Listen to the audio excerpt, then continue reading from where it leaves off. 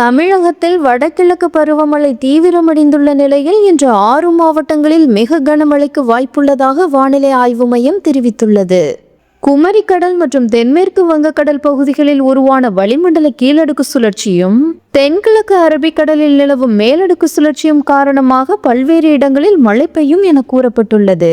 இன்று கன்னியாகுமரி, திருநெல்வேலி, தென்காசி, தூத்துக்குடி, விருதுநகர் மற்றும் ராமநாதபுரம் மாவட்டங்களில் மிக கனமழையும், மதுரை, திண்டுக்கல், கோயம்புத்தூர் உள்ளிட்ட பல மாவட்டங்களில் கனமழையும் பெய்ய வாய்ப்புள்ளதாக தெரிவிக்கப்பட்டுள்ளது. அடுத்த சில நாட்களிலும் மேற்கு தொடர்ச்சி மலைப்பகுதிகள் மற்றும் தென் மாவட்டங்களில் மழை தொடரும் என்று வானிலை ஆய்வு மையம் தெரிவித்துள்ளது.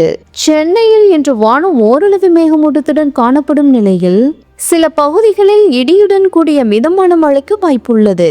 இதே சமயம் தமிழக கடலோரம் மற்றும் மன்னார் வளைகுடா பகுதிகளில் மணிக்கு 45 முதல் 55 கிலோமீட்டர் வேகத்தில் சூறாவளி காற்று வீசக்கூடும் என்பதால் மீனவர்கள் கடலுக்கு செல்ல வேண்டாம் என எச்சரிக்கை விடுக்கப்பட்டுள்ளது.